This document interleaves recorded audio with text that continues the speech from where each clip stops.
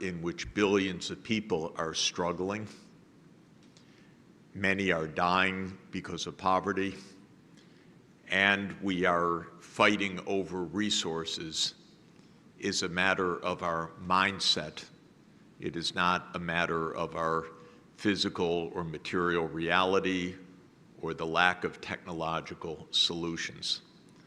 That's why it's so appropriate to be in a Buddhist setting, because all of the teaching of Buddhism is about mindset. It's the way we view the reality, not the reality itself, that leads to the suffering. The suffering can be escaped if we understand correctly our own attitudes and the nature of the world that we're in. So that is what I hope we can explore together this morning. How can we better use our knowledge, our technology, our vast wealth to end the suffering of material deprivation, of hunger, of lack of access to the most basic services, because this is absolutely feasible. The most important answer, of course, is that we redirect our attention, our activities, our resources to those needs. It would not require heroism to do it. It would require basic common sense. We are spending in the world today, by the most recent estimates, $2.2 trillion on military outlays alone. $2.2 trillion per year is more than enough to end all extreme poverty. My country, the United States, shockingly, is 40% of that military spending, $1 trillion per year. It's a deranged political system which happily votes for military outlays but refuses to vote for compassionate outlays. And this is deeply embedded in our political system today. And it's making the world so much more dangerous, so much more unequal, and so much more crisis-ridden than can be imagined. And by the way, it does nothing for the American people.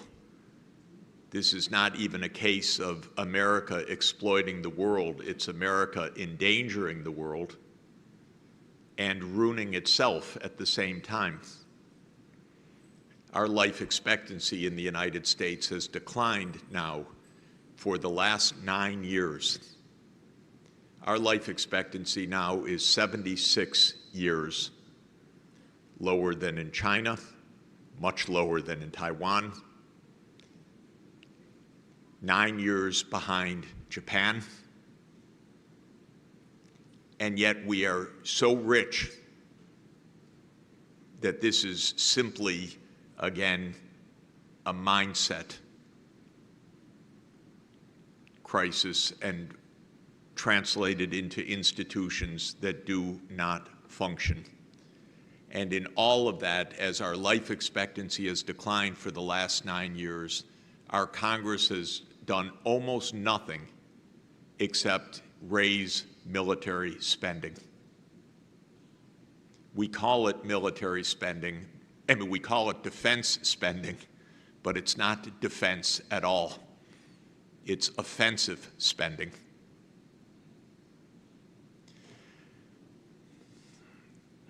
We heard The Economist magazine, I didn't know this quotation saying that Taiwan is the most dangerous place in the world. Beware of Anglo-Saxon publications, first of all. But let me say a word about danger and ways out of danger, if I may.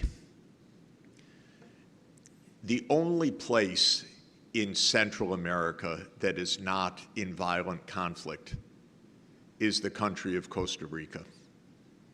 Costa Rica is extremely interesting because in 1948, Costa Rica unilaterally eliminated its military. It banished the army. It has no army. All the rest of Central America has an army. But Costa Rica is the only country to have avoided war. Having an army does not lead to peace. It does not lead to safety. Having an army leads to coups or provocation or perceived threats from outside or manipulation from outside, especially since the U.S. trains so many of the military. But it doesn't lead to safety. And my wife and I spent the past year while I was working at UNIDO in Vienna, living in a very interesting context. Austria was one of the countries occupied by the Soviet Union at the end of World War II. Almost all of the countries occupied by the Soviet Union at the end of World War II had the Soviet troops on their territory until 1989, typically in very repressive conditions. Austria was an exception. The Soviet troops went home voluntarily from Austria in 1955. It's a very interesting case to understand about war and peace.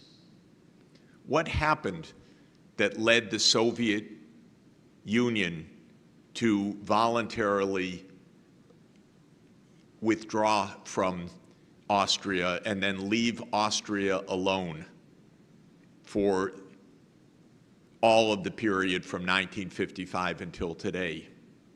Was it that Austria is part of NATO? No. Austria, in fact, is the one country in the region not part of NATO. What happened in 1955 was that Austria clearly declared its neutrality, that it would never accept NATO or American troops or weaponry, that it would be a neutral country. And on that basis, the Soviet Union left because Austria was not a threat. And so the troops went home. Austria became a vibrant democratic country, a really wonderful country, by the way, that has a tremendous quality of life and culture, and it was never once threatened by the Soviet Union or Russia since then, not in one single moment or one single episode, because it was not a threat to the Soviet Union or to Russia. It was a neutral country. It's a very instructive and almost completely forgotten episode in history. And it's an episode that deserves a tremendously deeper understanding, not only for Austria, but for what might have been in the world. Because one of the reasons that the Soviet Union made that step was that it wanted to set an example. The message in 1955 was, if a country becomes neutral, we leave. And the aim of the Soviet Union in 1955 was to try to convince the United States to have Germany be a neutral country. This is very interesting because, of course, Nazi Germany had caused more than 20 million deaths in the Soviet Union. And at the end of 1945, the Soviet Union, which had been more destroyed and had suffered more than any other country in the total deaths, demanded demilitarization of Germany. The United States said no. Starting in the late 1940s, the US started to arm Germany. And by 1951, the US zone of occupation, together with the British and French zone of occupation, had become the Federal Republic of Germany and had been incorporated into the new US military alliance, into NATO. And the Russians, the Soviets, were very concerned about this because this was a remilitarization of a country that just a few years earlier had invaded and caused more than 20 million deaths. And the Soviet Union was saying to the United States, we need a peace treaty. We need an agreement. We need to stop the remilitarization of Germany. And the US was saying, no, we are NATO. We're against you. We will defend against you. And after Stalin's death and Khrushchev coming to power in 1955, the Soviet Union tried again.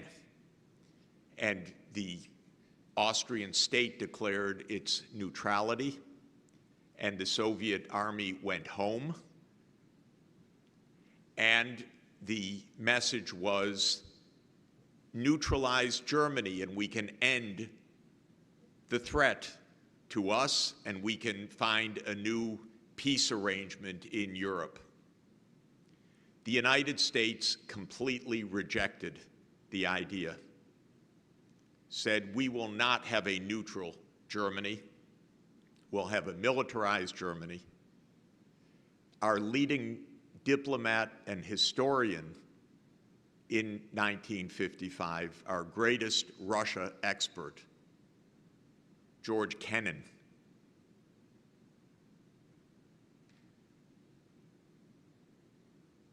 argued vigorously, let us have a neutral Germany. This way we'll have peace. This way we can end the confrontation with the Soviet Union. He was the author, no less, of the containment policy. But he said, I don't mean containment to be a new Cold War or hot war. I mean it to be a prudent policy. We should neutralize Germany. And in 1957, he gave the BBC Wreath lectures calling for this. But he wasn't listened to. So we had a Cold War and an arms race and no peace, and nearly blew up the world in 1962, 61 years ago, because of a nuclear confrontation between the United States and the Soviet Union. And the roots of that, if you look deeply, actually involve Berlin and Germany. If you look deeply at the Cuban Missile Crisis, it was about the same issue. This is almost completely not understood, except by our finest historians. But it's not the way we tell the story at all. So the US gave up the chance for peace. Miraculously, the world survived. Then arose a very wise and peaceful and peace-seeking leader of the Soviet Union, Mikhail Gorbachev, who was truly a great man, an incredibly decent person. I had the privilege to be on his economic advisory team for 1 year. trying to help mobilize Western support for a collapsing Soviet economy. I failed completely in that because the U.S., again, was uninterested in doing anything, even to help a peace-seeking leader of the Soviet Union. And as you know, Mr. Gorbachev, President Gorbachev, unilaterally disbanded the Warsaw Pact military alliance in 1990. And at that moment, the leaders of the United States and Germany promised Gorbachev, we will not take advantage of that by expanding NATO even 1 inch eastward in response to your action. Of course, Gorbachev fell the next year, in part because of the financial crisis that the Soviet Union was facing, that the United States refused to help. And as soon as the Soviet Union ended, the strategists in the Pentagon and the White House and the CIA immediately began to plan the expansion of NATO. And so again, the U.S. turned down peace. It could not take yes for an answer. I happen to be rather deeply inside the process in the Soviet then Russian side, because after Mr. Gorbachev fell from power, President Yeltsin asked me to help advise Russia. I said, surely, Mr. President, the United States will understand now to give financial help. Maybe it could not understand with the Soviet Union, but surely with an independent Russia now. And again, the United States absolutely said we're not helping at all. And so just as these two leaders were saying, we want peace, we want normalcy, we want the end of conflict, the United States began planning the unipolar world. Quite literally planning step by step. Even leaders in the Pentagon told one of the generals that I know rather well, Wesley Clark, that now the United States will launch several wars to overthrow Russian allied governments because we now know that Russia can do nothing in response. This is what Clark was told in the early 1990s. And the list included Iraq with Saddam Hussein, Syria with Assad, Libya with Muammar Gaddafi. And those are the wars that came. Those were planned wars. And the NATO enlargement was planned starting in 1992, but really planned in detail by 1997. And Zbigniew Brzezinski, the strategist and advisor to President Carter, wrote an article in 1997 explaining the timeline of NATO enlargement to Ukraine to be between 2005 and 2010. Of course, the Russian leadership said, no, don't do that. That's our red line. Don't cross it. The United States said, we don't hear you. You don't have any say in this. It's literally NATO doctrine, literally. It's enshrined in NATO doctrine that no country outside of NATO has any say in where NATO will enlarge, even if NATO is enlarging to a 2,000-kilometer border of the country. So the United States said, we will enlarge to Ukraine, and Russia, you have no say in it whatsoever. In 2007, President Putin said, don't do this. Do not do this. We're very concerned. We do not want you on our border, the United States. The United States ignored that, and in 2008 committed to NATO enlargement. This is why we have the war in Ukraine. The unrelenting pursuit of power and not listening to anybody else, to any prudent warnings at all.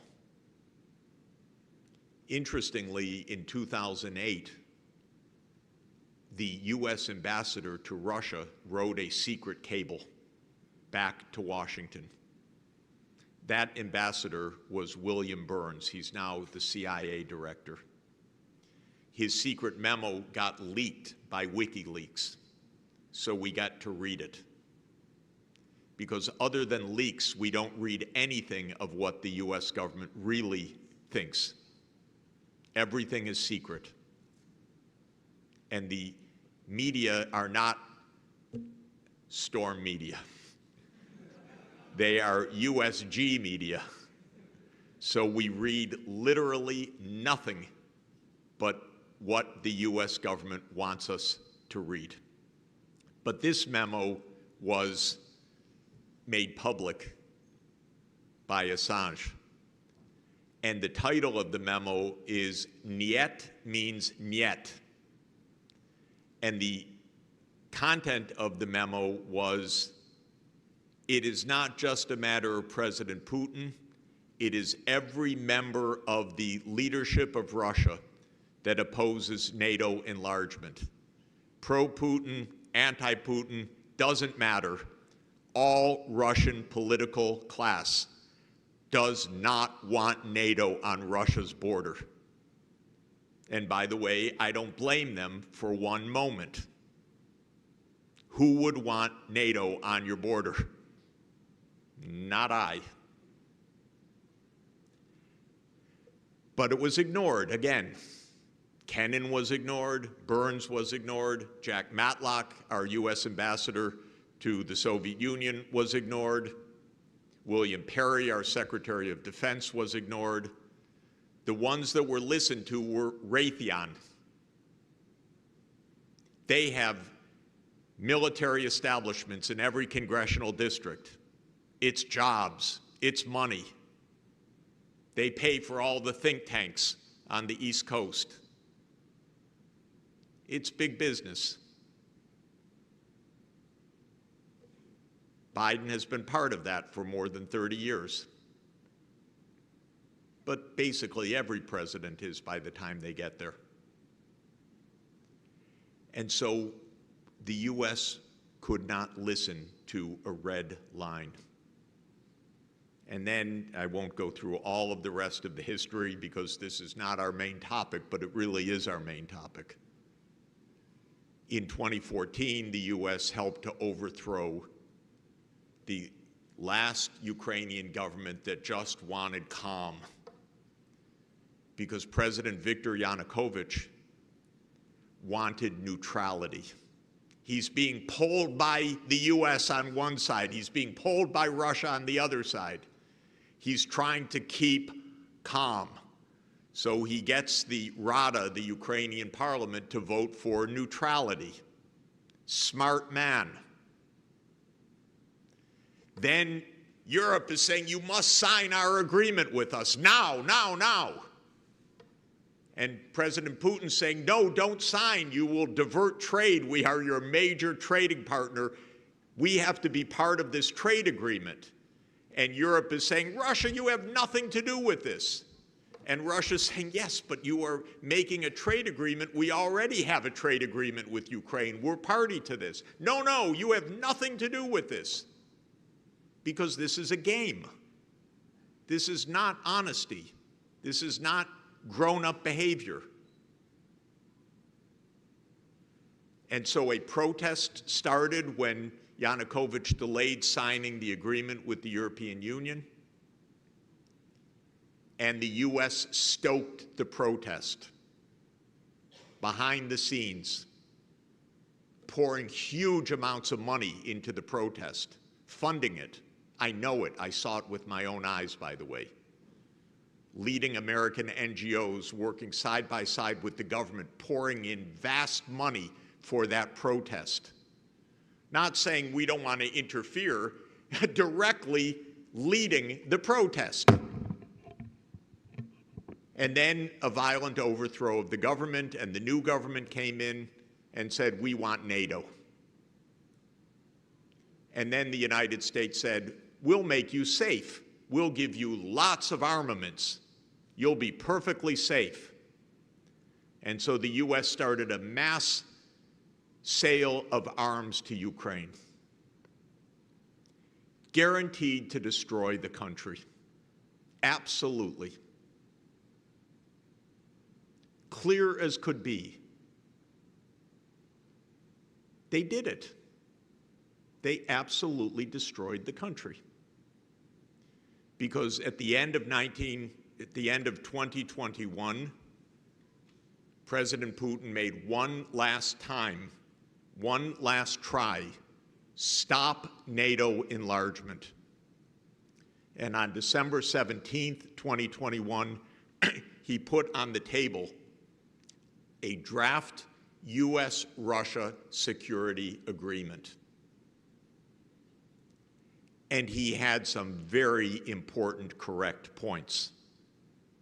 And I'm not a Putin apologist. I am an objective observer over the last 30 years. President Putin observed the following. First, stop NATO enlargement to our border. Second, the U.S. had walked away from the anti-ballistic missile treaty unilaterally in 2002, and it had basically ended, it started to place Aegis missiles in Poland and Romania. And Putin said, we don't even know what is in those silos, but it's a few minutes from Moscow. This is intolerable. You unilaterally left a treaty.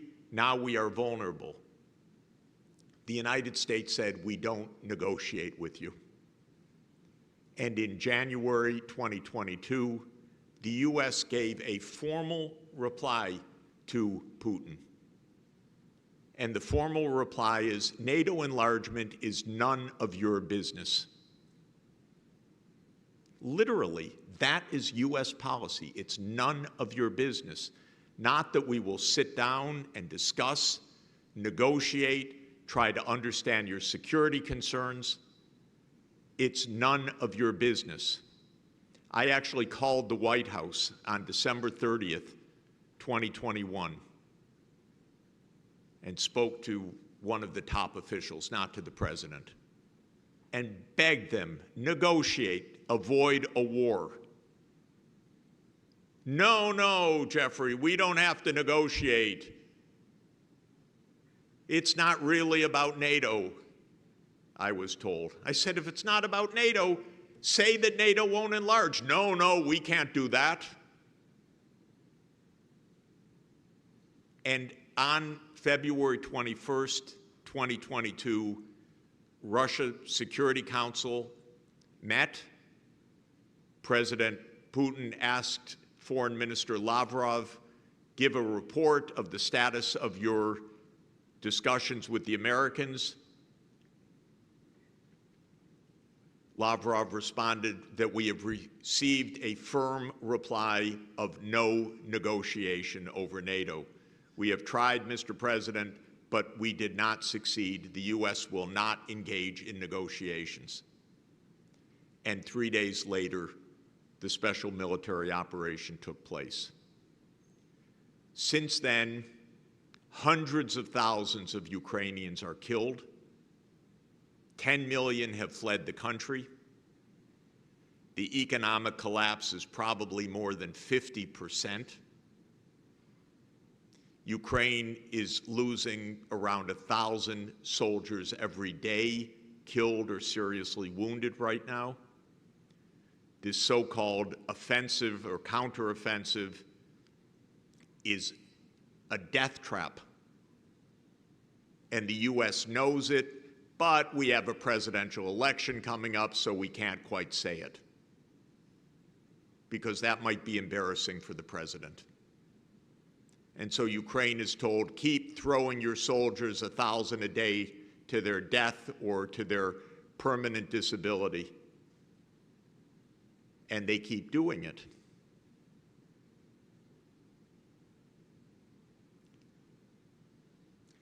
That's why we don't have sustainable development. Because we're not even trying. How many times has President Biden said sustainable development goals? I literally do not know one occasion where he has used the phrase. Can you imagine? I don't know of one occasion. One of my closest associates over the last 40 years, who was a senior U.S. official for a while, told me that it is U.S. Treasury policy not to use the phrase sustainable development goals, because they're afraid that some Republicans in Congress will object that it's going to put America on the hook with all those poor people. And America doesn't want to hear that.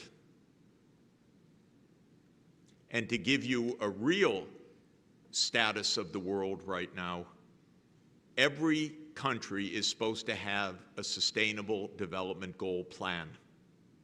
And they're supposed to present it to their peers at the UN high-level political forum.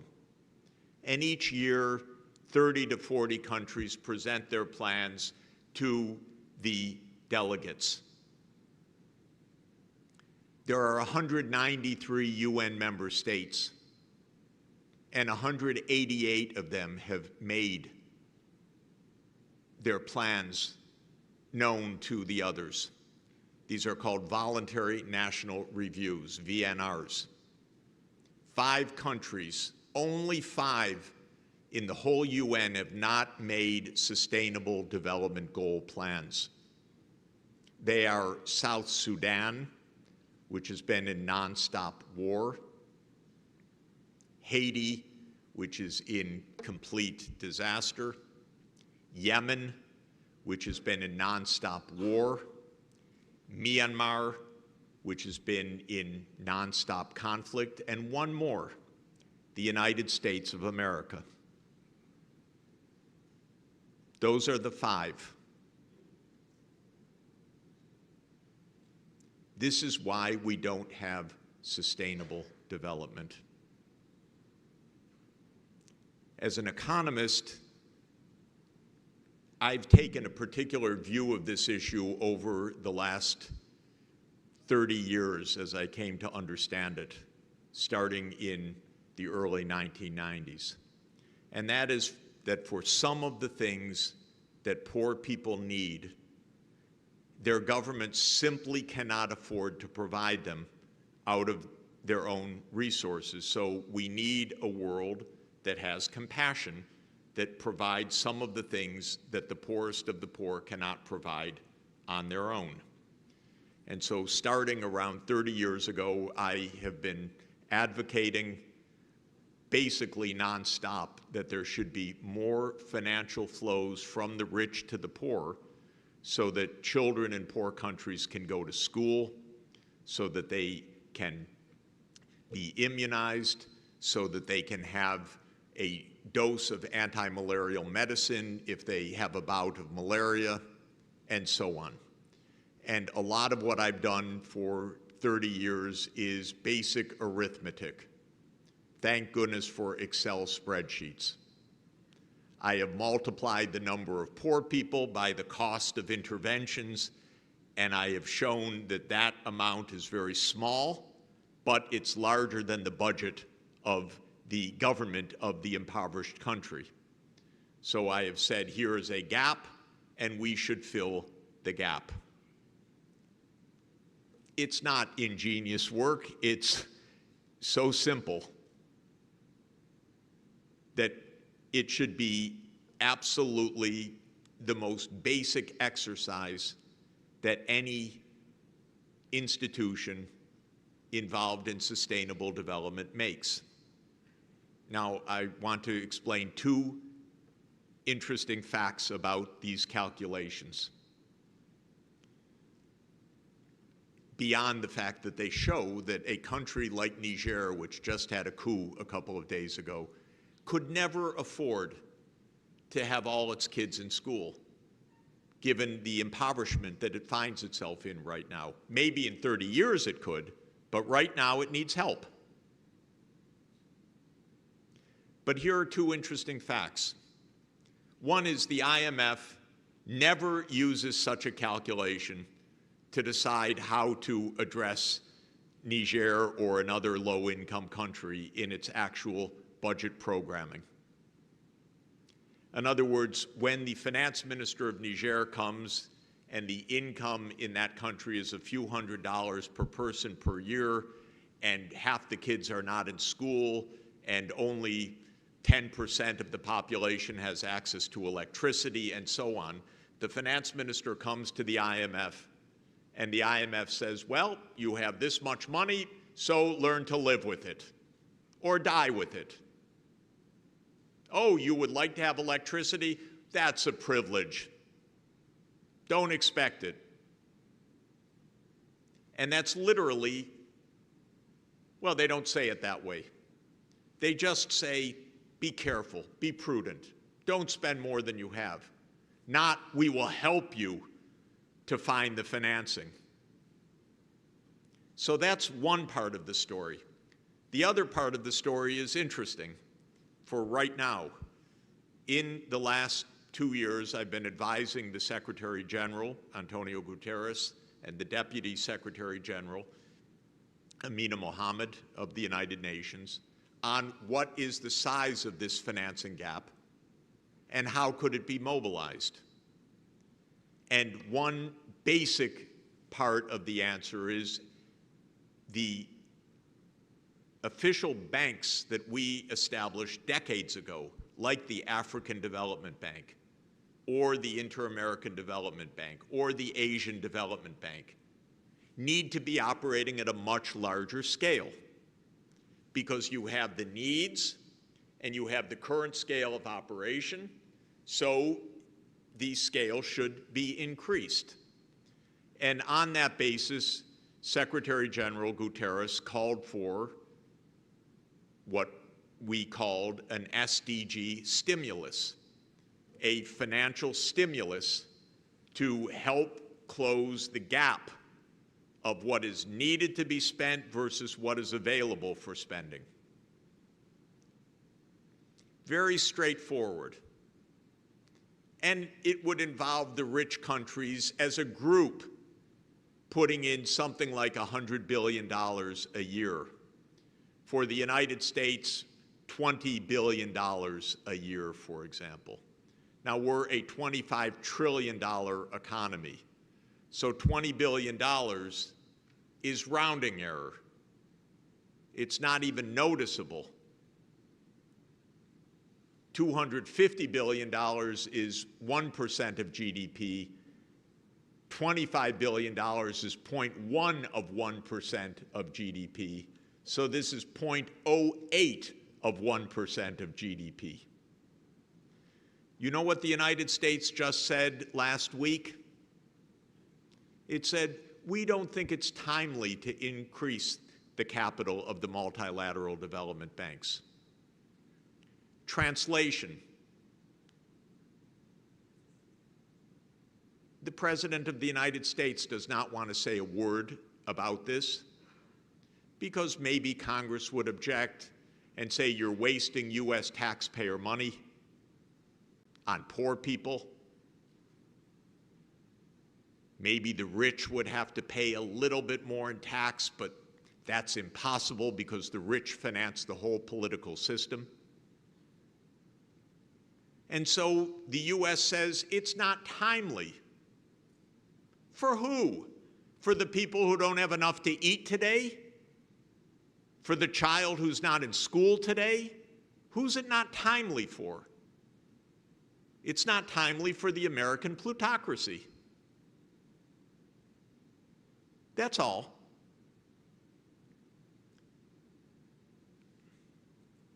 So I don't really know whether economics is needed in any of this anymore. We need Buddhism. We need compassion. We need Ren. We need benevolence. I've come to believe that the Sustainable Development Goals are as simple as the ABCs: Aristotle, Buddha, and Confucius.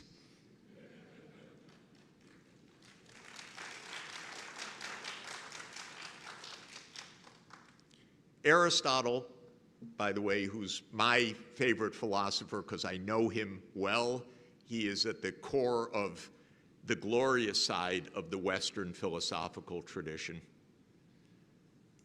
had the basic idea of human beings, that human beings are a mix of animal instincts and higher rationality. And it is our purpose, our end, to think and to behave properly as rational human beings, including decently in our social order, in our political order. The Buddha, of course, and I'm here to learn from you, taught compassion as the basis of escaping the cycle of suffering. And Confucius taught virtue and cultivating virtue. And he taught that all people are brothers within the 4 C's,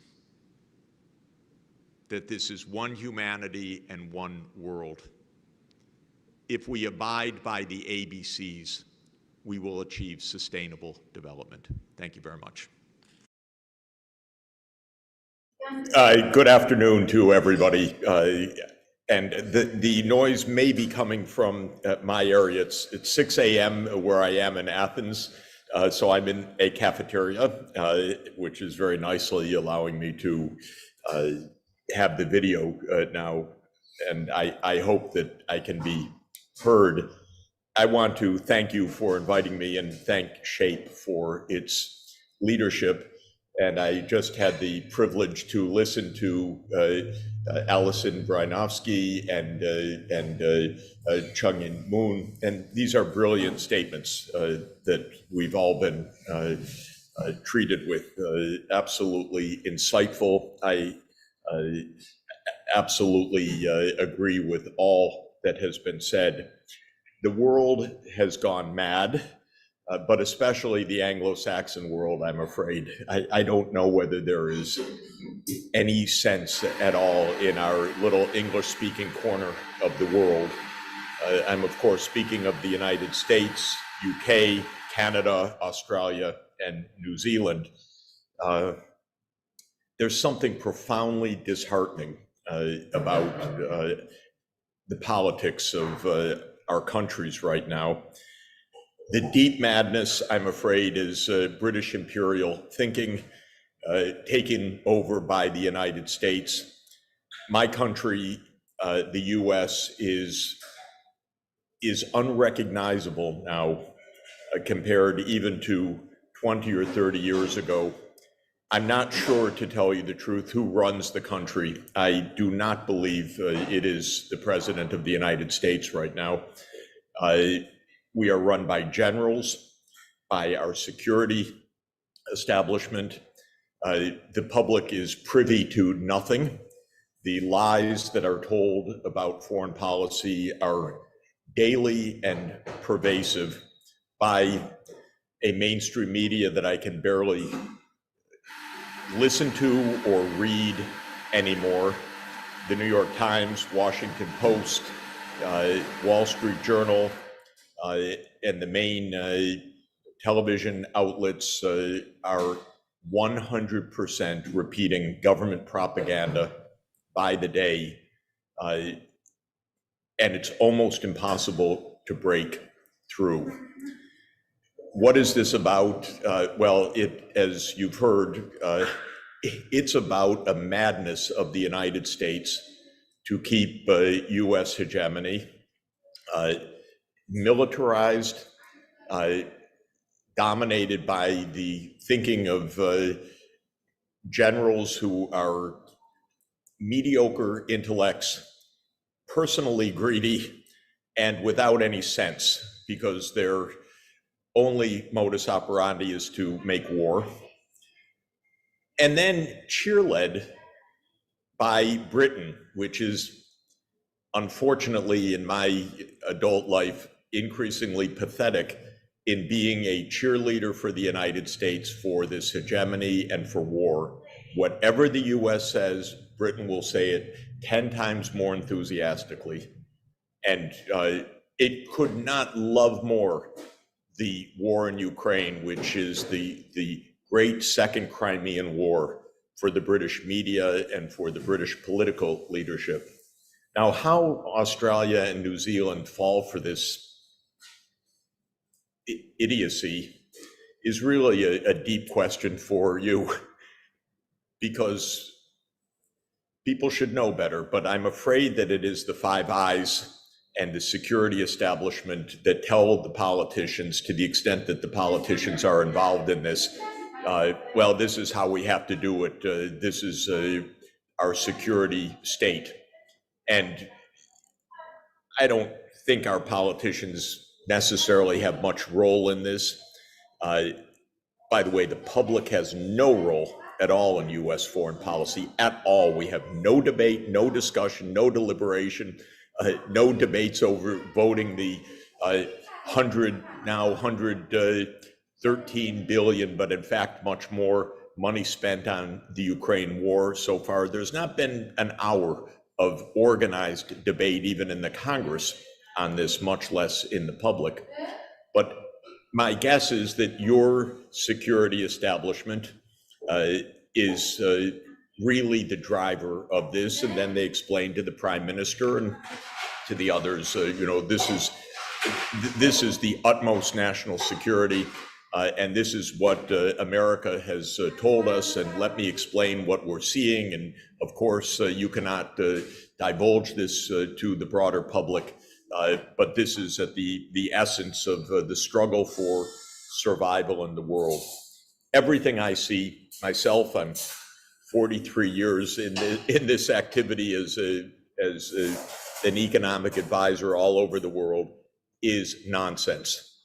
And one thing that would be interesting for people to look at to understand these developments is a very telling article by a former colleague of mine at Harvard, Robert Blackwell, and Ashley Tellis, written for the Council on Foreign Relations about 8 years ago now. I just want to read a couple excerpts from it, because it laid out the whole plan of what's happening right now pretty directly, which is how things work in the US, which is through the establishment media, you're basically told in not necessarily completely explicit terms what's going to happen, because what is unfolding right now is really part of a longer term planned agenda. It's not ad hoc. So here's what Blackwell and Tellis wrote in 2015. First, quote, "Since its founding, the United States has consistently pursued a grand strategy focused on acquiring and maintaining preeminent power over various rivals, first on the North American continent, then in the Western Hemisphere, and finally globally." And then argues that this goal of primacy ought to remain the central objective of US grand strategy in the 21st century. So what's the goal? The goal is very straightforward. It is primacy of the United States globally. Then Blackwell and Tellis lay out the game plan for China. So they tell us what to do. Here's the list. I'm only excerpting. Quote, "Create new preferential trading arrangements among US friends and allies to increase their mutual gains through instruments that consciously exclude China. Okay, this is the game that already Obama started with TPP. He couldn't get it through, but I'll go on and then I'll comment. Second, create a technology control regime to block China's strategic capabilities, to build up, quote, power political capacities of US friends and allies on China's periphery, and strengthen US military forces along the Asian rimlands, despite any Chinese opposition. What I find remarkable about this is this was a list made in 2015. It's exactly the step-by-step plan of action. This is repeated in recent history. In 1997's Big Brzezinski, in an article in Foreign Affairs, laid out exactly the timeline for NATO enlargement and the intention to include Ukraine in NATO enlargement, because this was already the security establishment plan. Of course, it's led us directly to the Ukraine war, which is a war over NATO enlargement. Now the friends that have, and the geniuses that have brought the world the Ukraine war, want to bring the war to your neighborhood with as Professor Moon said, the North Atlantic Treaty Organization starting to open its offices in Asia, which is not exactly the North Atlantic. So this is where we are. It's not absolutely simple to see through for one main reason. At least in the US, I don't know what it's like in Australia, but I expect that it's the same. We have no honesty or discussion at all about this. The policies are owned entirely by the security establishment, the military-industrial complex, the network of, quote, think tanks, which are non-think tanks in Washington, every one of which is funded by the military-industrial complex. They've taken over the East Coast universities entirely, where I teach. I taught 20 years at Harvard. I teach at Columbia University. This is our milieu right now. And the silent coup happened in essence. No debate, no public politics, no honesty, no documents revealed, everything secret, everything confidential, and mysterious moves. And since I happen to be an economist that engages with heads of state around the world, I hear a lot of things. And so I've seen and heard a lot of things directly, which help me to understand the lies every day. But you will not find any of this in our public discourse. Just a word about the Ukraine war, completely predictable and part of a plan of action that goes back to the early 1990s to essentially bring Ukraine into the US military orbit. And Brzezinski, again in 1997 in the Global Chessboard, his geopolitical book, laid it out completely. Russia without Ukraine is nothing. Ukraine is the geographical pivot for Eurasia, and basically go get it. Interestingly, Brzezinski said in 1997 in the book, but the one thing absolutely American policymakers need to ensure is that they don't push Russia and China into an alliance together. But then he says, that's pretty much unthinkable. You know, don't worry about that, but that would be the craziest thing in the world. And it's exactly what these crazy people have done. I happen to have been an advisor to Gorbachev, to Yeltsin, and to Kuchma in the early days of both the late days of perestroika and the early days after the dissolution of the Soviet Union. I watched very closely what was happening. I saw that the United States was absolutely uninterested in any way in helping Russia to stabilize. The idea from the start was unipolarity, keep Russia down, and take steps already decided in 1992, basically, in direct contradiction to what had been told to Gorbachev and Yeltsin to start expanding NATO. So this is a game plan with a long horizon. When it comes to China, and by the way, the US was deeply implicated in the overthrow of Ukraine's president in 2014. It was a coup. It was to an important extent a regime change operation of the United States, not entirely, but to a very significant extent. I happened to see part of it in a very weird way up close, and I know how US money poured into supporting the Maidan, and it was incredibly disgusting and very unnerving, and Putin noticed that the US contributed to the overthrow of a friendly government next door, in the context of the explicit intention to push NATO, by the way, not only to Ukraine, but also to Georgia. And when one looks at the map, it's Brzezinski's idea: surround Russia in the Black Sea region. Ukraine, Romania, Bulgaria, Turkey, and Georgia would all be members of NATO. That would be the end of Russian power projection in the Eastern Mediterranean and the Middle East. So go these geniuses. And Putin gave many opportunities for negotiation out of this. The Minsk agreements endorsed by the UN Security Council in 2021, December 17, he put on the table perfectly reasonable document for negotiation, the draft US-Russia security arrangements, which called for an end to NATO expansion. The US blew it off. I called the White House after that was put on the table, spoke to one of our top security officials, and said, negotiate, stop the NATO enlargement. You have a chance to avoid war. The United States' formal response to Putin was, NATO is non-negotiable.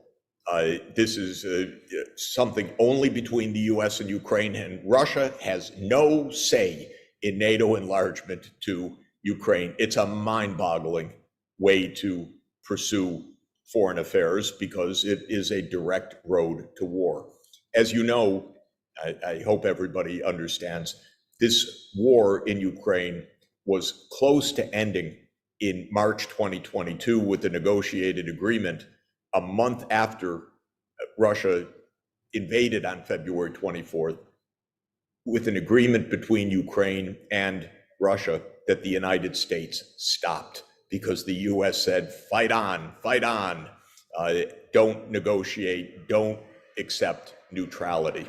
And so here we are in a war that continues to escalate towards possible nuclear war, which is what would happen if Russia were to suffer deep defeats on the battlefield. It's not doing that right now. It's not experiencing that. But if it did, it just escalates to nuclear war. Russia is not going to be defeated, pushed out of Crimea, and go home meekly and saying, we're sorry we did that. It's going to escalate if it needs to escalate.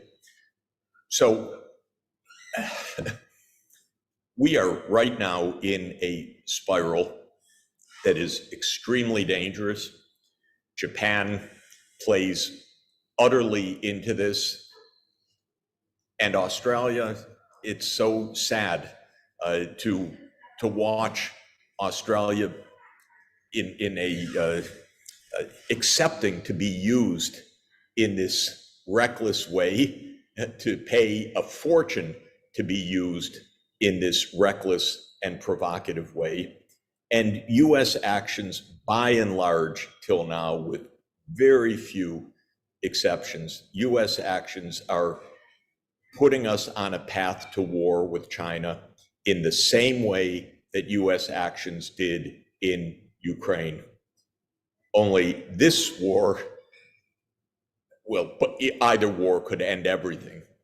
But the whole idea of the US and its allies fighting China is mind-boggling in its implications, in its stupidity, in its profound dangers, and in its utter divorce from real security interests and from reality, because China is not a threat to Australia.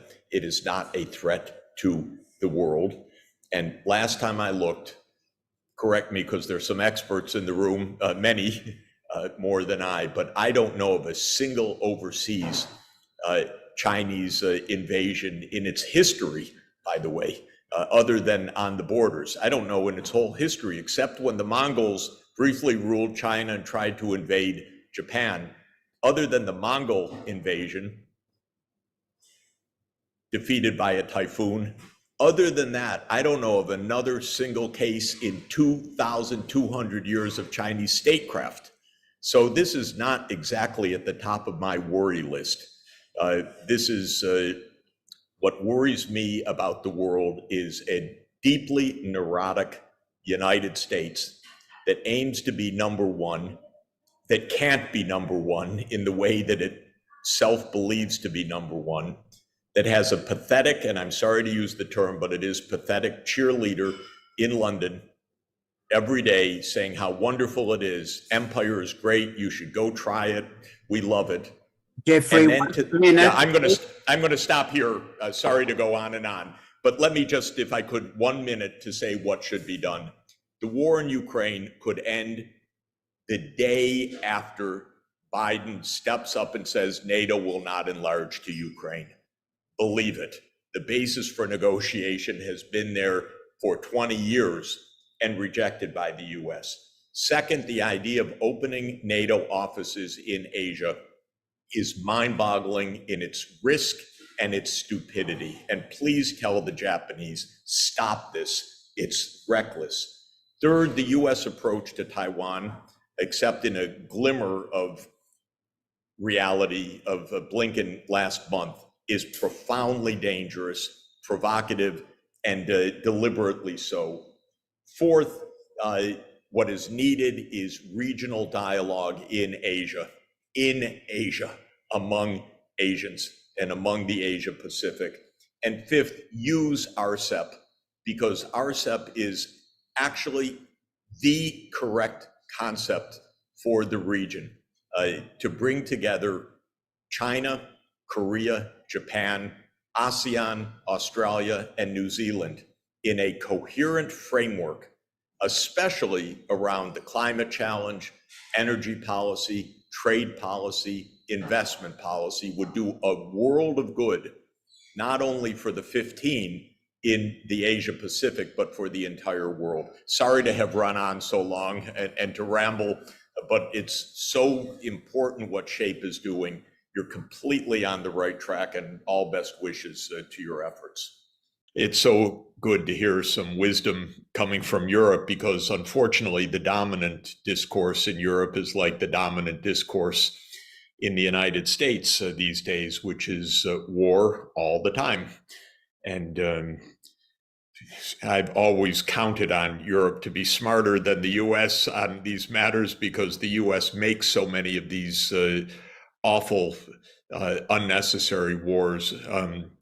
And I've been surprised and very alarmed and disappointed by the European leaders falling into line with the US military-industrial complex. And Claire, thank you. It's just so good to hear your wonderful remarks. It's gotten very bad in Europe, as it has in the United States, very hard to reach the mainstream because the media, the corporate media, have completely blocked out any honest accounting of how we got into the Ukraine war and what's happening and why it's a disaster. So it's very hard to even share basic facts right now. I know I was pretty frequently on just normal mainstream TV, but not these days, not in the last couple of years, because nobody wants to hear. And I begged the New York Times even for one editorial to tell the truth about this war. And I kind of badgered them into accepting something, and they accepted it. They edited it. They were getting ready to print it. And then they said, "Oh, I'm so sorry, Professor Sachs, we're not going to run it after all." So the fact of the matter is the corporate mainstream media is just completely saturated with the US government propaganda. So with that backdrop, here we are sharing some truth and sharing some thoughts together. I go back more than 30 years in Russia, Ukraine, US, European issues, because more than 30 years ago, I was trying to help President Gorbachev, and then trying to help President Yeltsin, and then trying to help President Kuchma, the first president of independent Ukraine, to overcome all of the huge difficulties that attended the collapse of the Soviet Union. The Soviet Union collapsed because it was a miserable system. It didn't work.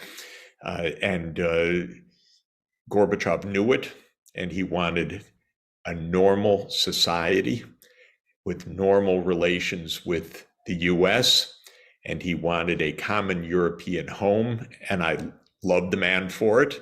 And when he asked me to be on his advisory team, of course, I said yes. And I learned that the United States could not take yes for an answer. It could not accept the idea of just a normal, cooperative relationship with a reformed Soviet Union or with an independent Russia. The US wanted unipolarity. The US wanted dominance. The US wants its way on everything. It's crazy. We're 4.2% of the world. We don't and can't and shouldn't aspire to run the world. We should aspire to cooperate.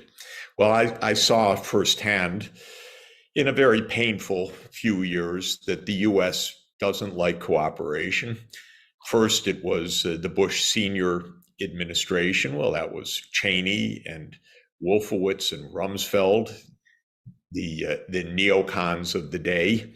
And they basically didn't want to lift one finger to help the transformation of Russia into a new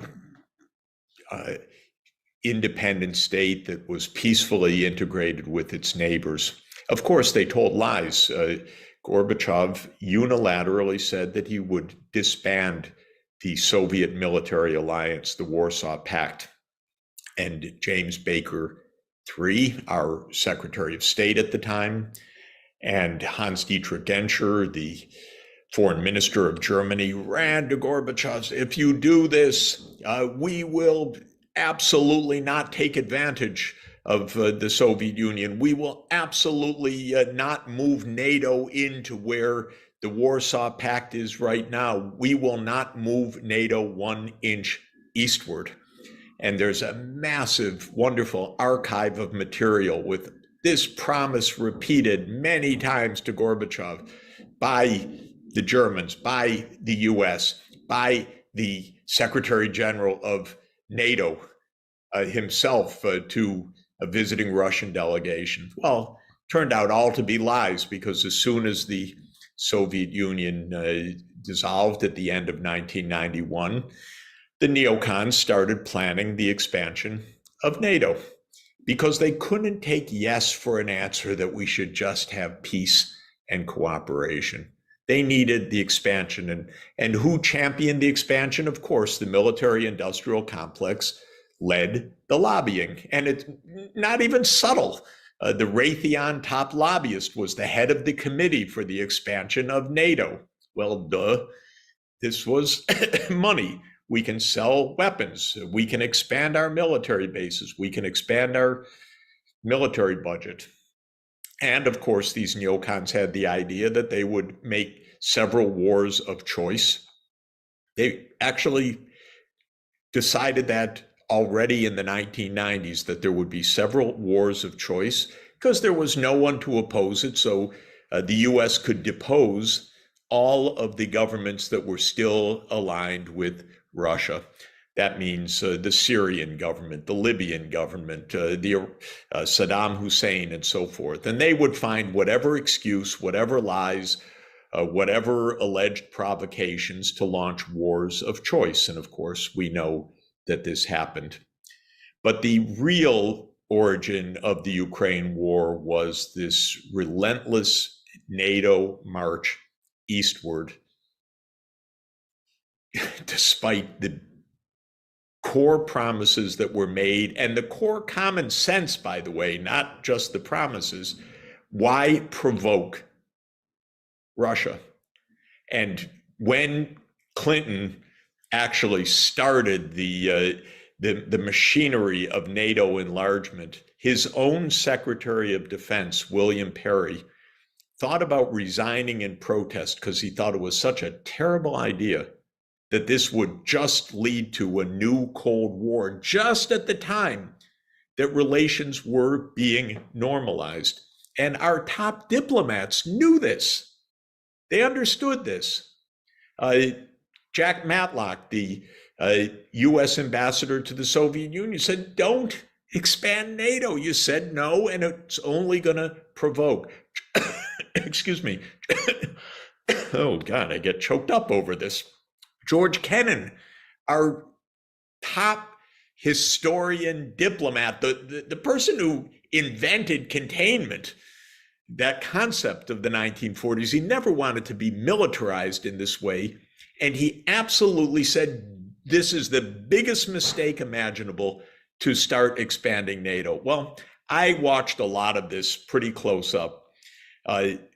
Clinton, kind of as usual, not thinking very much, very short-term thinking, started the NATO expansion in the 1990s. That was to Poland, Hungary, Czech Republic. The Russians were very unhappy, but it wasn't a big crisis. It wasn't on their border. Then Bush Jr. comes in, all the wars of choice. And not to mention, by the way, in 1999, Clinton bombs, and not Clinton only, NATO bombs Belgrade for 6 straight weeks.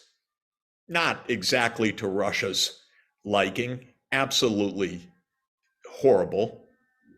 And that worsened the relations further. Then in 2002, the neocons under Bush Jr. called for the unilateral US withdrawal from the anti-ballistic missile treaty. Unbelievable.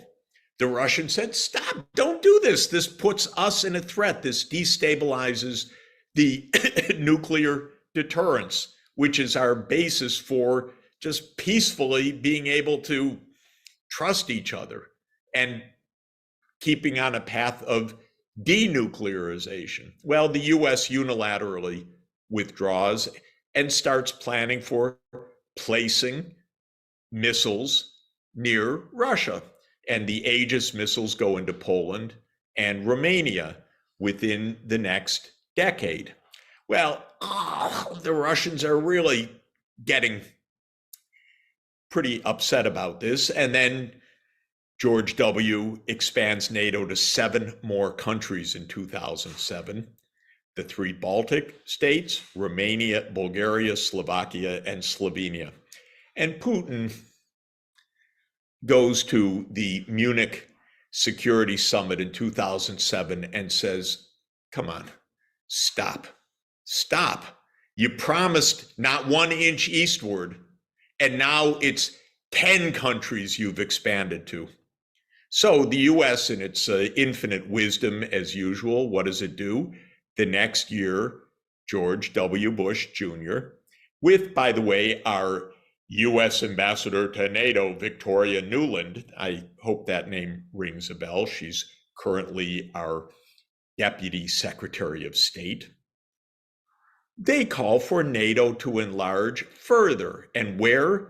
To the 2,000-kilometer border with Russia, Ukraine, and to Georgia.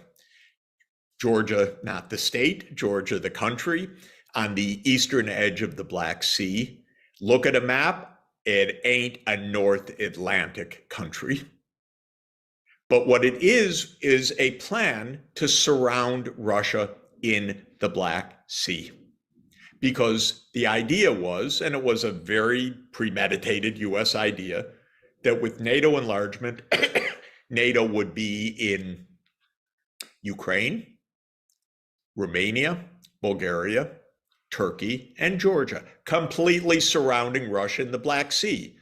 And notably, Russia's naval base in Sevastopol. And that was the idea. That, by the way, was the same idea of Lord Palmerston in 1853. So it's not a very original idea. It was the whole basis of the first Crimean War. And so these neocons wanted to fight the second Crimean War. And of course, you could hear the cheers of Britain, which is imperialist nostalgia to the essence in its political class. Yes, yes, yes. We could surround Russia in the Black Sea just like Lord Palmerston wanted to do a century and a half earlier. Well, Putin says, do not do this. This could be incredibly destabilizing. But by the way, it wasn't just Putin who sent a secret memo back from Moscow to Washington to Condoleezza Rice. Well, of course, none other than Bill Burns. Bill Burns was then the US ambassador to Russia. But you may recall the name. He's currently our CIA director. And he sent a secret memo, because everything in the US government is secret, by the way. He sent a secret memo entitled Niet means Niet. And he explained something so basic, so obvious, that for Russia, this is an absolute hardcore bright red line. Do not go to Ukraine. And that it's not just Putin, it's the entire Russian society. They don't want the US military bases. They don't want Aegis missiles. They do not want to be crowded on their border by the US military. And it makes perfect sense because we wouldn't like it either. But, you know, American security state leaders who don't ask us Americans, they're a little hard of hearing. So, did you say red line? We didn't hear that. So, of course, Bush pushes through the commitment by NATO to expand to Ukraine and to Georgia. I know European leaders told me in 2008, what is your president doing? But Europe, you know, they're, I don't get it exactly, but they will not oppose the US in public. So they complained to me, but then they, in the end, signed on to Bush's crazy idea of expanding NATO to Ukraine and to Georgia. Now, there was one last safety valve to understand in this, and that is the Ukrainians did not want this. Ukraine is a divided society, ethnically Ukrainian, ethnically Russian. They didn't want this crowding. They knew that this would destabilize the situation. So the elected president, Viktor Yanukovych, said, we will be neutral. We will not alarm Russia. Also, we'll extend a lease in Crimea for the Sevastopol naval fleet until 2042. We want quiet. The United States neocons don't like quiet. They want just to get their way. So in the end of 2013, they helped stoke first protests against Yanukovych, and then the violent overthrow of Yanukovych in February 2014. And we know that Victoria Nuland and Jake Sullivan and Joe Biden all played a role in the violent overthrow of the Ukrainian president. That's just a fact. Now, so much is hidden from view that we don't know exactly time and date, but the Russians intercepted one of Victoria Nuland's phone calls and posted it on YouTube so everybody can listen to it, as she and the US ambassador to Ukraine, Jeffrey Piot, plot the next post-Yanukovych government several weeks before a violent storming of the government buildings in Kiev. That's what happened. That's when the war started. We overthrew the government that wanted stability. And in came a series of governments that were Russophobic and pro-NATO and at the American service. And Obama and Trump and Biden pumped in arms. Now, just to finalize how we came to this current utter tragedy and disaster. When Biden came in, I had hopes, okay, maybe something rational. No way. Biden doubled down on Ukraine becoming a NATO member, doubled down repeatedly in 2021, said NATO will enlarge to Ukraine. And on December 17th, 2021, Putin, really at wit's end, because he could not get the US to engage in diplomacy, put on the table, and you can find it on the internet, a draft US-Russia security agreement to avert a war. And at the time, the security agreement said, don't expand NATO, don't put your missiles close to our borders, and implement the Minsk II agreement, which is a United Nations Security Council-backed agreement for autonomy of the Russian-speaking regions in the east of Ukraine, which the Ukrainian nationalists blew off, and the United States said, yeah, don't worry about it. You don't have to follow through on a UN Security Council agreement. And Putin said, honor that agreement. Well, the basic story is, of course, the US refused to negotiate on these points. And on February 21st, 2022, there was a Russian Security Council meeting. You can find the minutes online again in the Russian government in English transcription or translation. President Putin calls on the foreign minister, Sergei Lavrov. Minister Lavrov, give us a report on your diplomatic initiatives in regard to our security. And Lavrov says, the United States has formally notified us that the NATO enlargement issue is non-negotiable, that it's none of our business. That was the final step before the Russian invasion on February 24th. We rejected every single diplomatic chance to avoid a war. And we thought, okay, our wonderful weapons and our financial sanctions will do Russia in. And by the way, you know, I've been observing these kinds of things for 40 years. I wrote an article, it was, I think in June actually, so it was a couple months after this, saying that these neocon ploys are doomed to fail. The sanctions aren't going to kill the Russian economy. The wonder weapons are not going to defeat Russia and so forth. So obvious if you've seen this particular show repeatedly, as we have, all the promises of our generals and the military industrial complex and all the rest, wrong again and again and again. But what we did do was trap Ukraine in a devastating war between the US and Russia. So we provide the weapons, we provide, and I'll put it in quotation marks, the intelligence, because it's not very intelligent intelligence. And we tell them, run to the front lines. And tens of thousands of Ukrainians have died just in recent weeks because of this. An absolutely predictable bloodbath. And when the Ukrainians tried to negotiate with the Russians in March 2022, just after the start of the invasion, the US stopped the negotiations. And when the chairman of the Joint Chiefs of Staff, General Milley, said last fall, maybe this is the time to negotiate, the chairman of the Joint Chiefs of Staff, who steps up?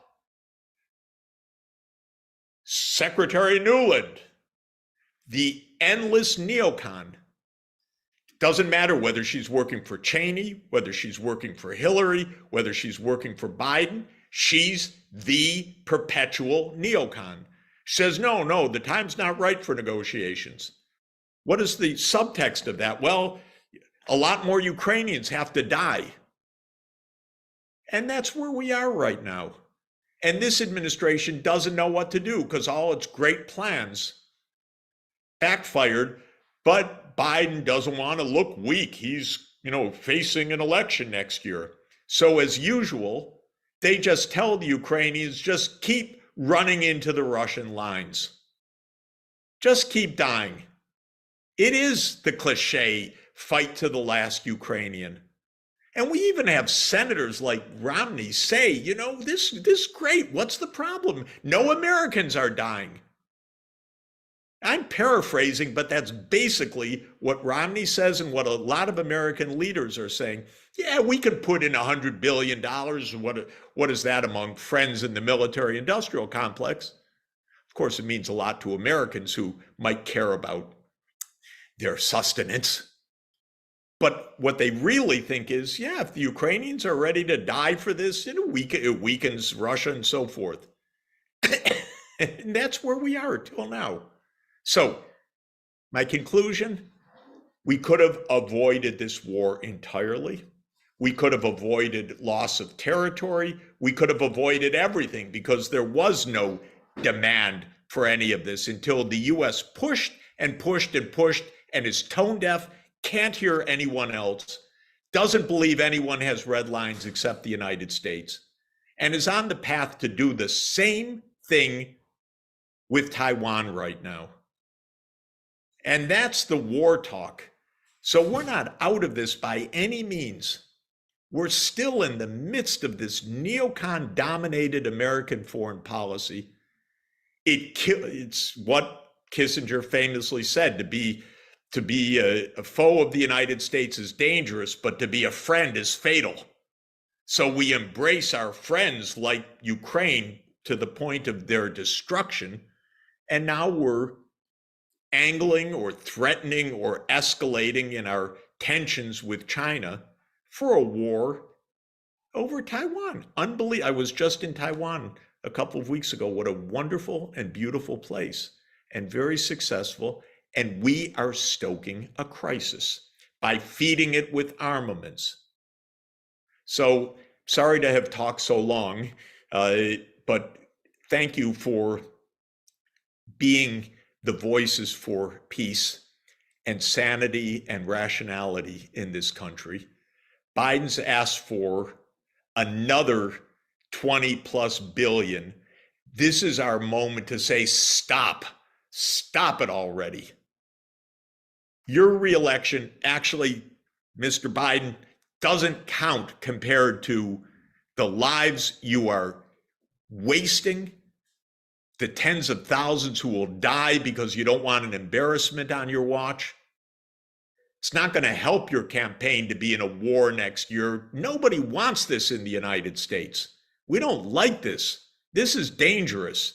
This is unnecessary. We don't support you, Mr. President, in this. So stop now. It'll be a lot worse in your campaign. The whole concept that you have to look tough and strong for your 2024 reelection is a nonsense, and it's profoundly immoral. So we need to raise our voice now. I think more and more congressmen and senators are getting the idea that while they don't ask us our opinions in the United States about these issues, because it's not really about what Americans think, it's about what the military-industrial complex demands, we don't like it one bit. Well, it's like the United States. What is democracy right now? It's a game of narratives and propaganda. So I think it's a shame. It's very sad what's happening right now. And the result is war in Ukraine, in which tens of thousands of people are being killed, actually every month now. And this is going on because the U.S. security state insists on it, and we know that just about every politician in Western Europe feels that you can't cross the United States because European security depends on it. There's been almost a complete elimination of the line between the European Union, which is a political and economic construction, and NATO. And it's not an accident that the headquarters of both NATO and the EU are in Brussels. I think it's a sad fact that Europe lost its way by confusing this military alliance, which is a US-led construction, with the political, cultural, social, and economic grouping of Europe, which is an aim to get the best of more than 2,000 years of culture in Europe. But now they're all confused. And I know that the European leaders simply will not cross the White House. Truly, I don't understand why, because none of this is in Europe's real interest.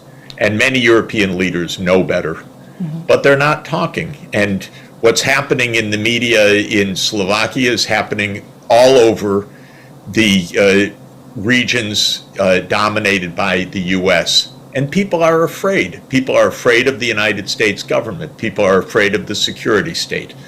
People say, well, that's where our bread is buttered, or that's where our incomes come from, or that is where our security comes from, so we're not going to cross that.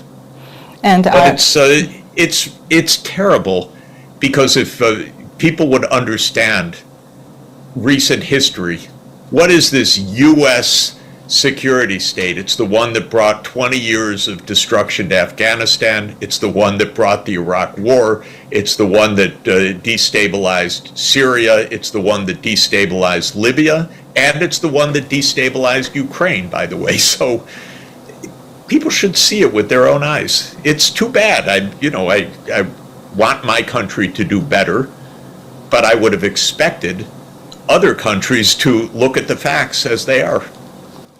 How do you think the conflict in Ukraine is developing, and how will it end?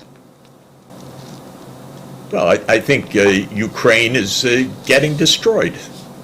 I said at the beginning of this that the United States was going to turn Ukraine into Europe's Afghanistan.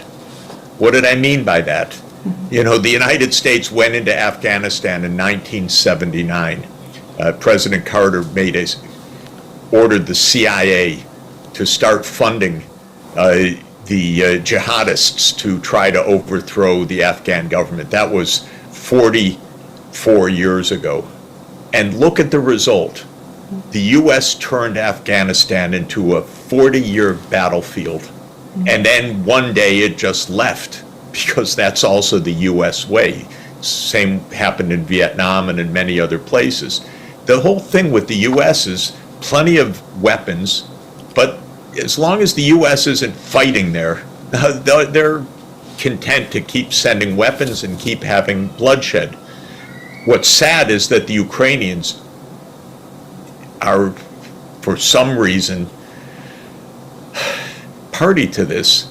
The Ukrainian leadership, we don't know what the Ukrainian people feel because it's martial law, there's no elections, there's no asking. Now Zelensky said mobilization of every male in the society. Are they really going to just continue to throw away the lives of tens or hundreds of thousands of people for NATO enlargement? I don't know. The American think tank Rand Corporation released a report on the post-war reconstruction of Ukraine. The United States and several Western European companies want to participate very actively in the restoration of Ukraine. You worked in Ukraine in the 1990s. You were an advisor during several transformations in Eastern European economies. How do you think is it possible to prevent this recovery from ending with the sale of Ukrainian companies? No one is going to rescue Ukraine, believe me. There's going to be no Marshall Plan for Ukraine. There's going to be no hundreds of billions of dollars for Ukraine. This is all fantasy world, period. And my last question, Mr. Professor, what is your explanation for the fact overall the sanctions did not put the Russian economy on hold? The war and sanctions are growing by less than 2%. According to the World Bank, Russia's economy is now the strongest in Europe and the fifth largest in the world. How is it possible? Because most of the world does not agree with the U.S. and European Union. Shockingly, the Americans and the Europeans don't understand this because our media don't tell the truth. But my job is to work all over the world, mainly in the developing countries, in Africa, in Latin America, in South Asia, in East Asia, in Central Asia. Nobody believes in the official story that this is unprovoked Russian aggression against Ukraine. Everybody knows this is about the U.S. and Russia, NATO enlargement, U.S. power. This is what people know. So governments around the world didn't stop doing business with Russia. That's it. If they had, the sanctions would have had a much bigger effect. But Russia's actively trading all over Asia, all over Latin America, all over Africa. And the sanctions regime is just the US, EU, UK, Japan, Korea, Singapore. That's it. And the rest of the world is doing its business. And our media can't understand this because their job is to report the U.S. government narrative, which is that the whole world is united against Russia. Well, nonsense. This is exactly why these sanctions didn't work. By the way, the sanctions didn't work for a simple reason, which is not only does most of the world want to continue to have normal economic relations with Russia, but it's not so hard to have arrangements that don't involve U.S. banks. You just use other people's banks.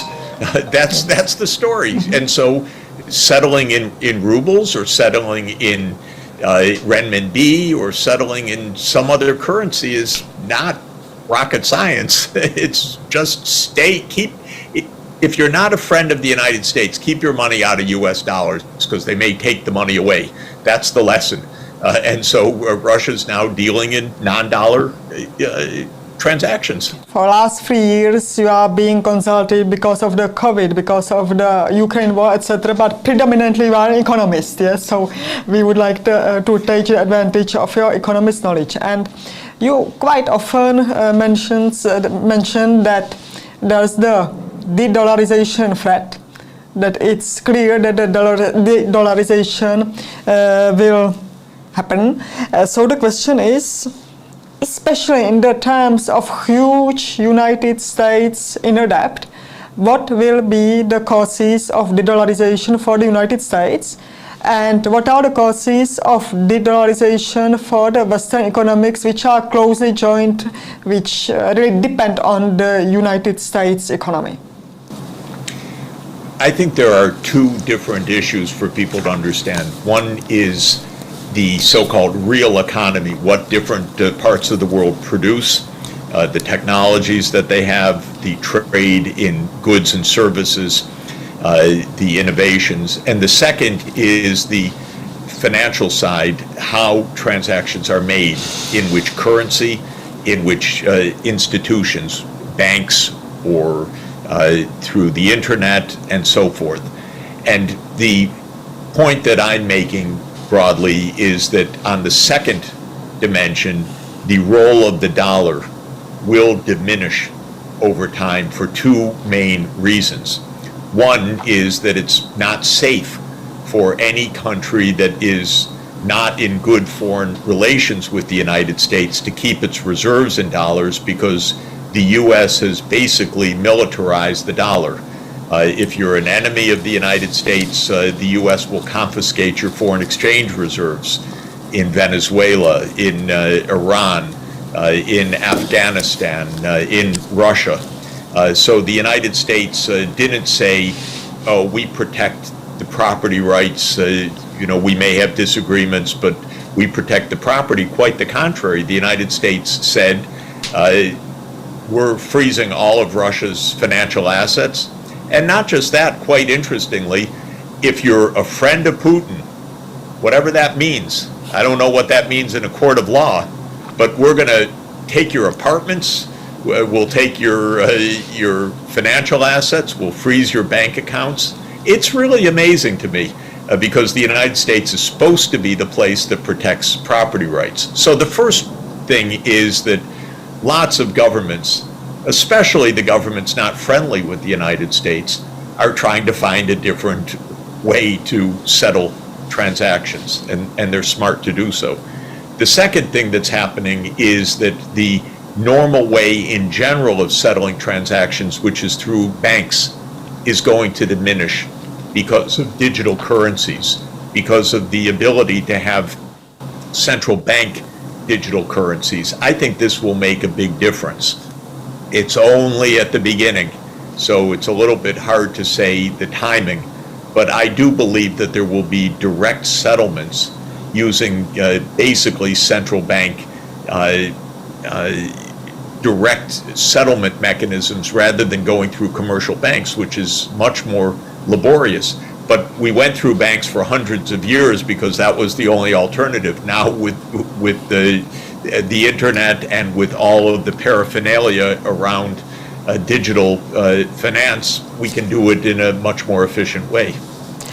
Well, if the demilitarization of dollar happened under different administrative, under different president, do you think that that dollarization can slow down, the dollar can remain the valid first-class currency for other tens or hundreds of years? Not for hundreds of years, certainly, but there is normally a very gradual change in settlements processes because of network externalities, so-called, which means people use dollars because other people use dollars. So the dollar has a certain staying power. The U.S. is wrecking it by its foreign policy right now. It's shocking to me how they're taking measures that are directly wounding the role of the dollar, because I wouldn't have done at all what the U.S. government has done in freezing assets and seizing assets and so forth. But still, the dollar remains because there's a lot of infrastructure. There is the big network. There is a lot of financial expertise. But the U.S. is also, over time, declining as a share of the world economy. The sterling, the pound sterling, was the dollar of the 19th century. It was unthinkable that there would be anything other than the pound sterling. Now, what's the pound sterling? It's a footnote in history. It's still used in Britain, but who cares? It plays basically no role in the international system. And someday that will be the situation with the US dollar, because the US is only 4% of the world population.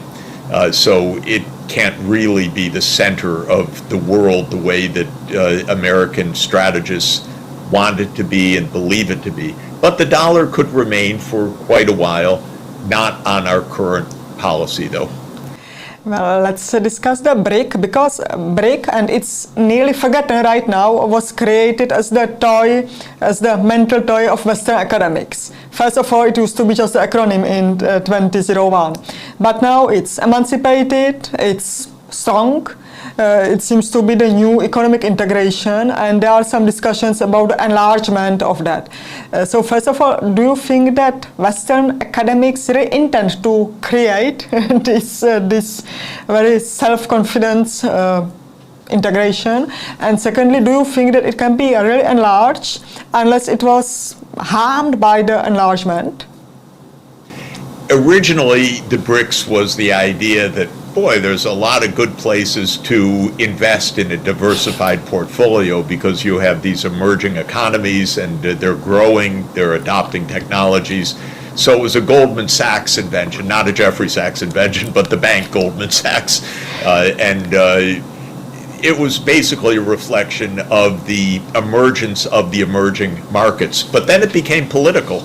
The BRICS started to meet with each other: Brazil, Russia, India, China, South Africa. Now, why? Because they had one major thing in common other than being emerging economies, and that was they didn't want the US as the hegemonic power. It was really annoying for all of them to have the United States say, we're the world leader, we're the sole superpower, we're the indispensable country, we make the rules-based system. Which rules? Our rules. So that's what united the BRICS, was annoyance, actually, with the arrogance of US liberal hegemonists or neocons. They made the BRICS. Actually, even it's interesting that Zbigniew Brzezinski, who was a very clever strategist for the U.S. power, wrote, when he wrote The Global Chessboard in 1997, he said the one unthinkable thing is for the U.S. to push Russia and China together. But because of American arrogance, that's exactly what America did every day, step by step, for the next 25 years. And that's what made the BRICS. And I think that's what basically unites the BRICS. On the one side, they're united because, well, they're important economies, and the BRICS are now larger than the G7 in purchasing power measured terms. So that's a big deal. But I think the other thing is geopolitical, which is the BRICS really say, we're big powers. We want a multipolar world. We don't want the U.S. surrounding us with military bases. That's the Russian view. That is the Chinese view. Brazil says, come on, don't interfere in South America the way you do, saying we're going to overthrow the Venezuelan government, which was another stupid U.S. idea of the last 10 years. And so Brazil, in a different way, because it's not a superpower like China or Russia, it's not a nuclear power, but it still says, give some space to our region. We don't want the U.S. dictating to us.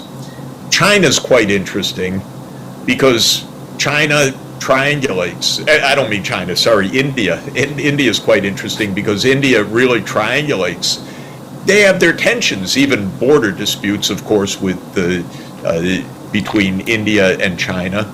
And the United States says, okay, we'll be your partner. You just have to oppose China. But India is also, of course, a great civilization. It was colonized by Britain for centuries. And it's not about to say, yes, United States, you run the world. So India fits in this mold in a very interesting way as well, basically as the world's most populous country that wants to have its global say. So what the BRICS really represent is the call for multipolarity as opposed to a US-led world. Europe somehow just wanted to duck under the blanket, and have the U.S. protection, which is very surprising to me because Europe has been very naive in recent years, especially regarding Ukraine.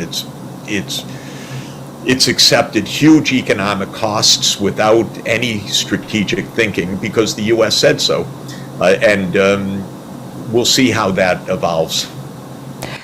Seen from the West or Western Europe or probably even the United States, the BRICS seems to be nowadays something as the black box. There's minimum of contact between the Western academic sphere and BRICS universities, minimum contact between the Ministry of Finance, central banks, etc. You've mentioned the Goldman Sachs, probably even JP Morgan and the others. Can you see some attempts of infiltration of these old Bretton Woods organizations, old banks, banks houses, as they wanted to infiltrate the BRICS institutions, the BRICS academic circles, because BRICS now really wants to be the number one. Yeah, so I can't imagine that Goldman Sachs wouldn't try to be in close, deep touch on this process. Well, look, the Wall Street very much has a presence and wants an even bigger presence in China. It wants a presence in India and so on. Russia is another matter because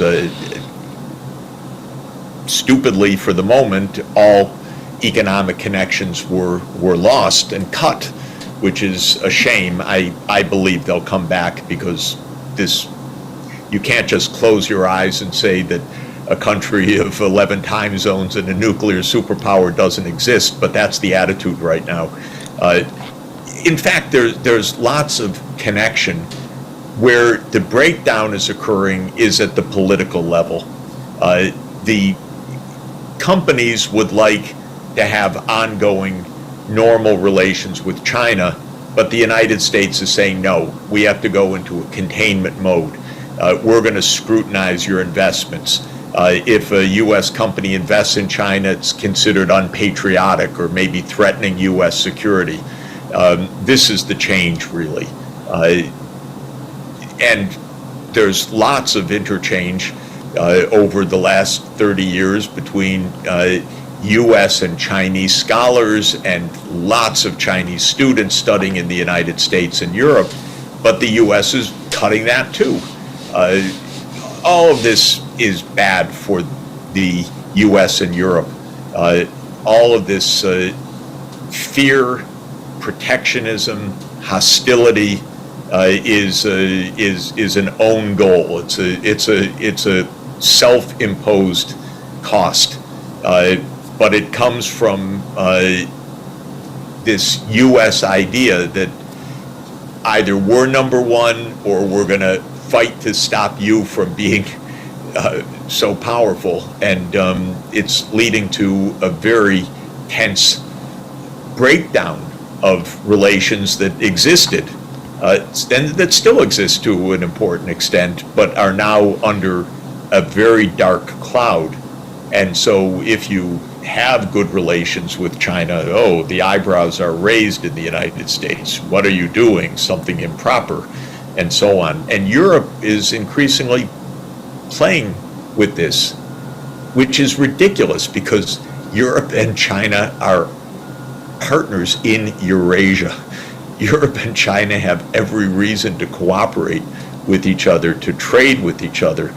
The Silk routes are not an imaginary idea. They go back 2,000 years, east-west trade. And but Europe is parroting, or at least Brussels is parroting the U.S. line right now. And the U.S. idea of NATO expanding to East Asia, I have to put as the number one dumbest idea that I've heard. for NATO to open an office in Tokyo, for example. What are we possibly thinking? And how could Europe, which is filled with such intelligent people, ever go along with this idea? I don't know. Probably the last question.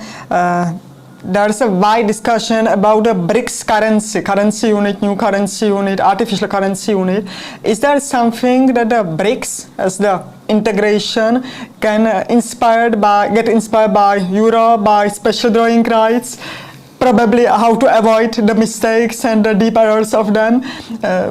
What should be the design of such unit? I doubt that there will be a BRICS currency anytime soon, but what I do believe is that there will be a non-dollar, non-euro settlements system that the BRICS countries will use.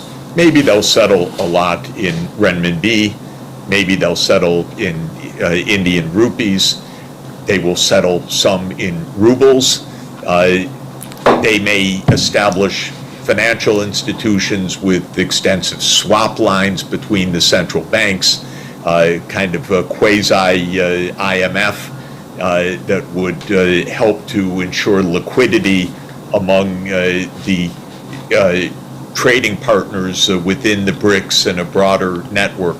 But a single currency, I doubt it. One could say, by the way, that there could be something like a BRICS SDR, which is a unit of account, it's a basket, it can serve certain purposes, but it's not really a settlements currency, and it's not really an active transactions currency. So one could imagine something like that, but I don't think we're going to see an actual currency that you can look at or hold in your account that's and use for transactions that's a BRICS currency anytime soon. Maybe I'm out of date and it's going to happen faster, but I think it'll be much more likely that, excuse me, on our phones we'll be able to settle in renminbi, or we'll be able to settle in rupees or reales rather than a single BRICS currency.